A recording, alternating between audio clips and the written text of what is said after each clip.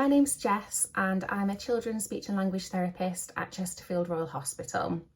This video is all about prepositions. So prepositions are a range of words that tell us where something is. So it's words such as in, on, under, in front, behind and next to.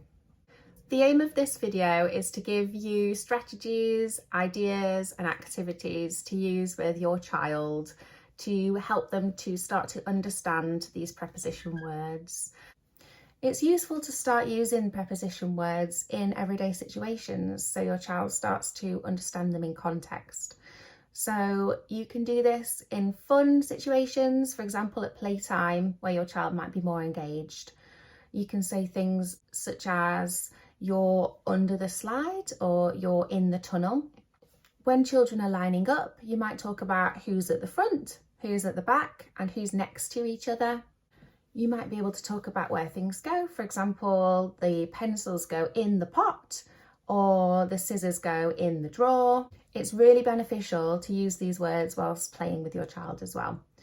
So for example, whilst playing with some of their favourite toys and characters, you might talk about where those characters are. For example, you might say Spider-Man is on the wall, the teddy is under the chair, or Dolly is in the bed.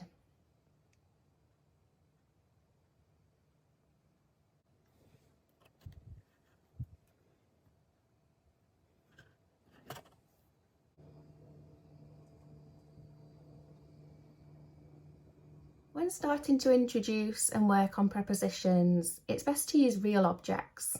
Real objects are more concrete and children can see where they are in relation to each other easier than they would on a picture, for example. A box is a great prop to use when talking about prepositions because things can be put on the box, under the box or in the box. You can see if your child can spot where the toy is. You can hide it in a different place each time and then you can talk about where the toy was hiding. So you might say, oh, the pig is in the box. He was hiding in the box. And when you talk about where they are, just have that visual. So the pig is on the box. The pig is under the box. Before children understand the meaning of prepositions, it might be hard for them to visualise exactly what each of the words mean. So using a sign, such as a Makaton sign, can help with this. So for the word on, the Makaton sign is simply one hand flat like this and then the other hand on top. So you can say something is on. So you might say Teddy is on the chair.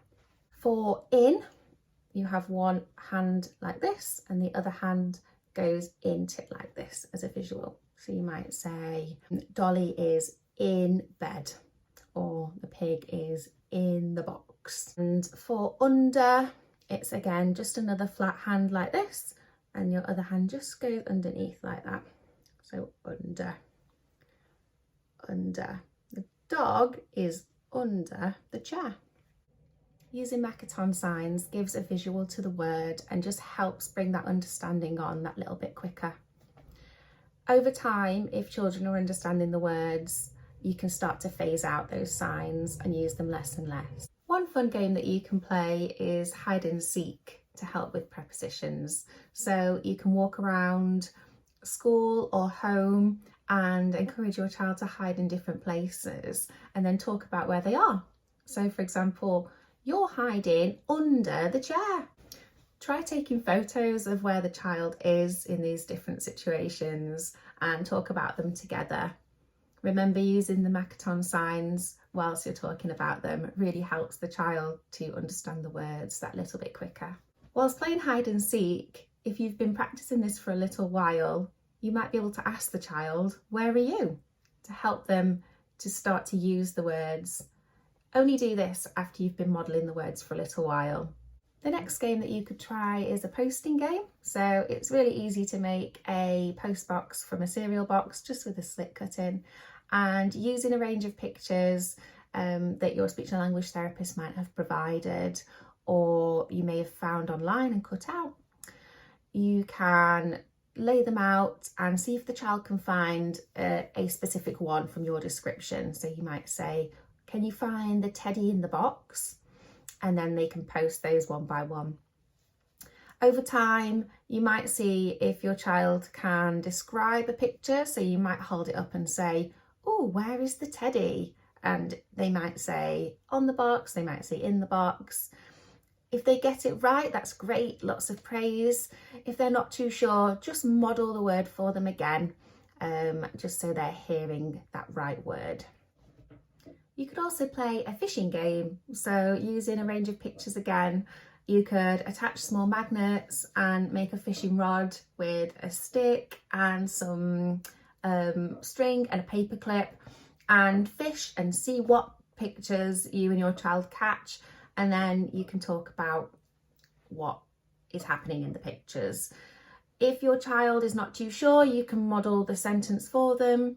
If they've been practicing for a little while, encourage them to use the sentence. So they might say, the teddy is under the blanket. So those were some examples of games and activities you can try. Just a few things to remember. Always try and make activities fun where possible. Keep them short and do them as regularly as you can. So daily for 5 to 10 minutes is brilliant.